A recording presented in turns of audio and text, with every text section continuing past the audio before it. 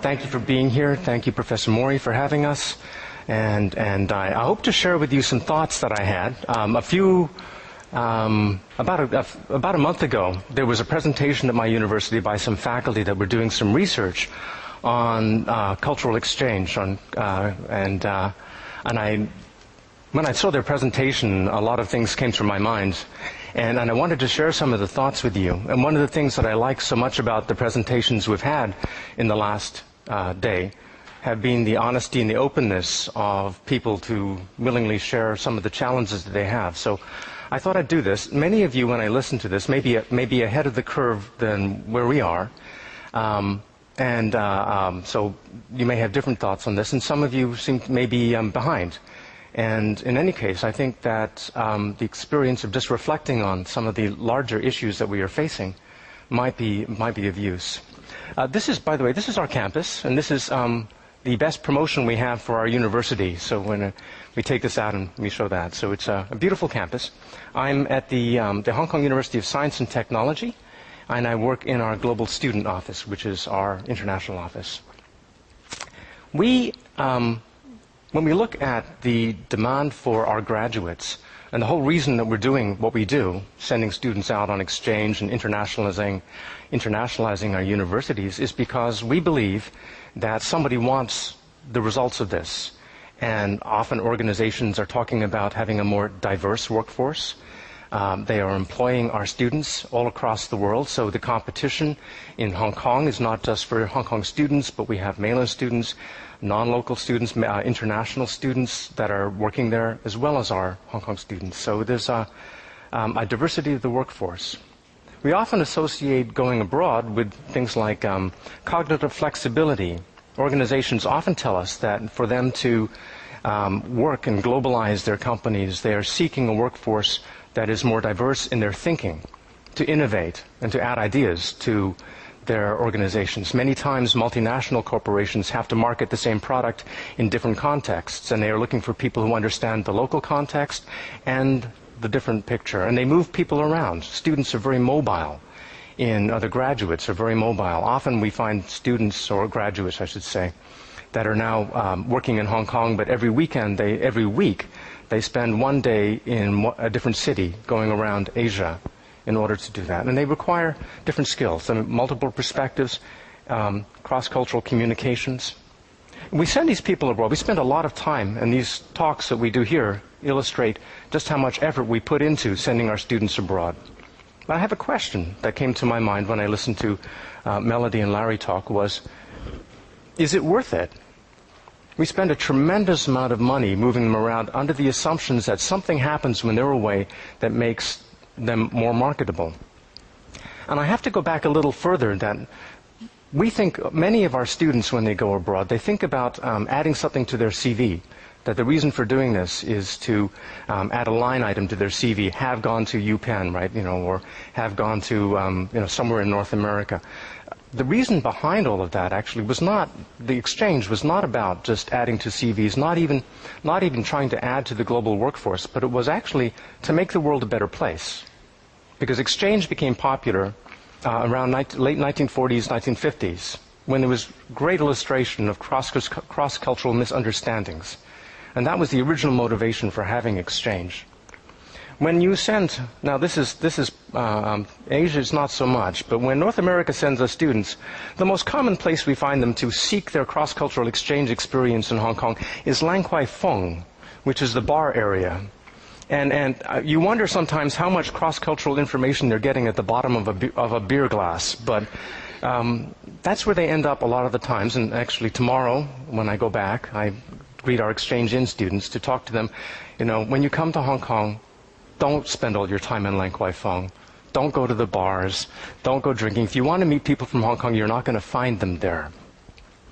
Can we verify that what we're doing is actually benefiting the students? Are they getting out of it what we think they're supposed to get out of it? And can we do better than what we're doing? And that's what the paper that I saw from Melody and Larry was talking about. At UST, we just our student body. This year, if you know the Hong Kong system, we have shifted from a 3-year system to a 4-year system. So we have an extra 2,000 students in here that have just started our new 4-year system. So we have, in total, about 8,700 students, primarily in 3 large schools: sciences, engineering, and business. And then we have smaller programs in humanities and social sciences in our interdisciplinary programs. But they're primarily in science, engineering, business. And for those of us who do a lot of exchange, we also know that there are differences between the needs of the students in science, engineering, and business when they go on exchange as well. Now, what I'm going to talk about is primarily, only the business students. So it may not necessarily generalize to what happens to science and engineering students. We currently have about 38% of our students going out. That means that when a student registers or they enter UST, they have about a 30% chance of going on exchange. Our directive is to increase that to 50% by 2015, which will make it about 500 students a semester, or about 1,000 students per year, which for us is quite large, and that is actually quite a challenge in itself. If we were going to test whether the exchange investment is worth it, what we'd have to do is to do a before and after test to say, is there something that we can measure that before they go on exchange, and can we compare it to what happens after they return from exchange and see if that difference illustrates or captures some growth in what we think as some cross-cultural skills. So what Melody Chow and Larry Farr have done, they conducted a study of students. They took, it's about 229 students they took. They took about half of that are exchange students, half of those are non-exchange students from the business school. And they compared them in various dimensions of cross-cultural intelligence. So there's a validated measure of cognitive intelligence, cross-cultural intelligence. And it captures basically 4 main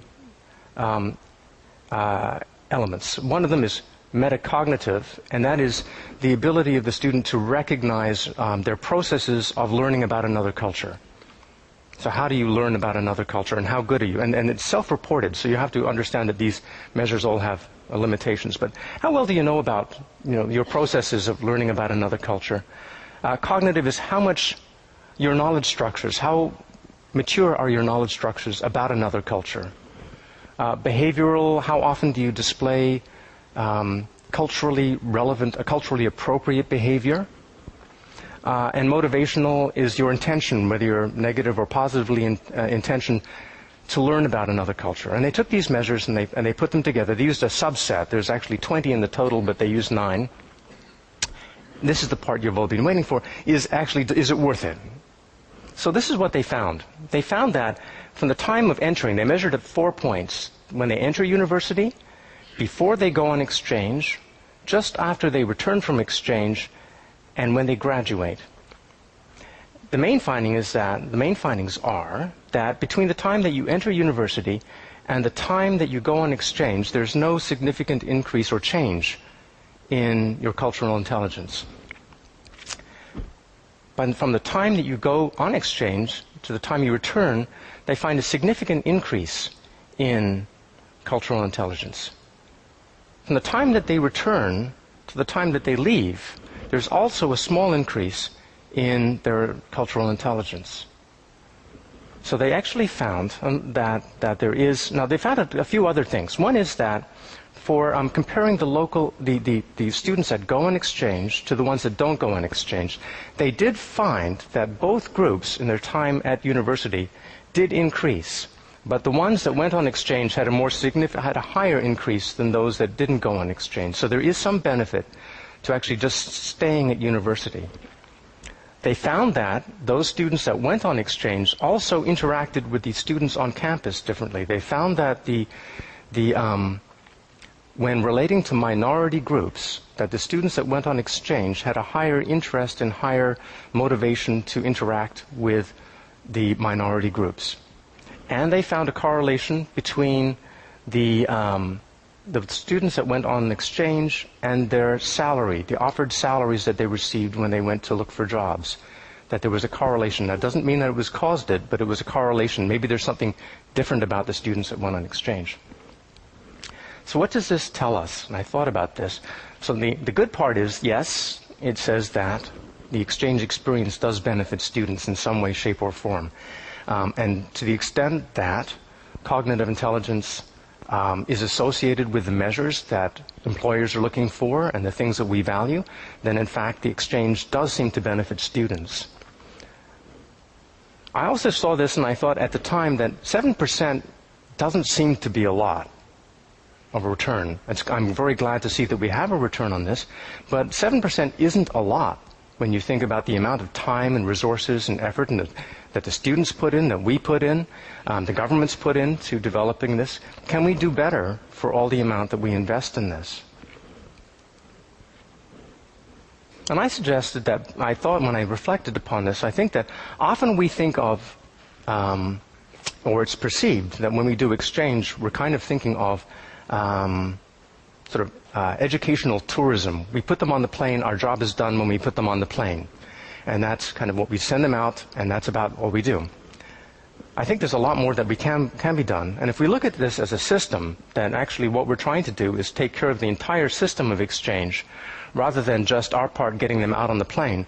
There's a lot more that we could be doing. And that is, before they go on exchange, what happens when they are on exchange, what happens when they return from exchange, and then intergenerational learning between students that have gone on exchange and the ones that are going out on exchange. And I think there's a lot that we can do. I'm playing around this year with some ideas. One that we can control are these parts, the pre-exchange briefings, which is intended to try to inculcate in students a better understanding of their own self-awareness, because the true benefit from exchange comes when students come back from exchange and say, I learned a lot about myself on exchange. And that's the true benefit of this. So we can do some of that beforehand to prepare them. So try to do some more of this and challenge their cultural perceptions, their self-perceptions. We can do some things on exchange when they return. We haven't been doing this. We have a report that's due when they come back, and they write about it. But we can also do things to help them incorporate their experiences back into their worldviews. And that would also potentially increase their cultural adaptation skills. What happens on exchange is also something. Because like I said, I'm meeting the exchange-in students tomorrow. Most of them have never been briefed on what to expect before they come over.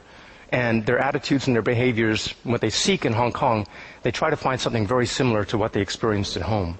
And I think that we can do better in just working together as partners to improve that experience when they come abroad. So we're trying something at our university, which is a program about Hong Kong, to try to introduce them more to what Hong Kong is about, how the people think, why people behave the way they do.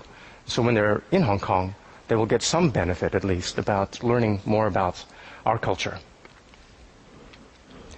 I think there's a lot of investment that needs to be done, wiser investment on how we approach exchange if we look at it as a system. One is having some consistency. We need organizational commitment, which means consistency to support it as a system, that people understand that it's not just putting them on the plane, that there's a whole package that we need to take care of, and then we need a consistent measurement in place. We have to identify what we think is important so we can measure it. We need resources, and we've talked about this. You've very kindly shared some very interesting thoughts on how to train the staff in order to deal with these types of changes in the system. We need student engagement. Often I think the students are the wisest teachers, and having some form, I believe there's another presentation on databases I'm looking forward to. And it's possible to develop maybe some database to share knowledge between generations of students.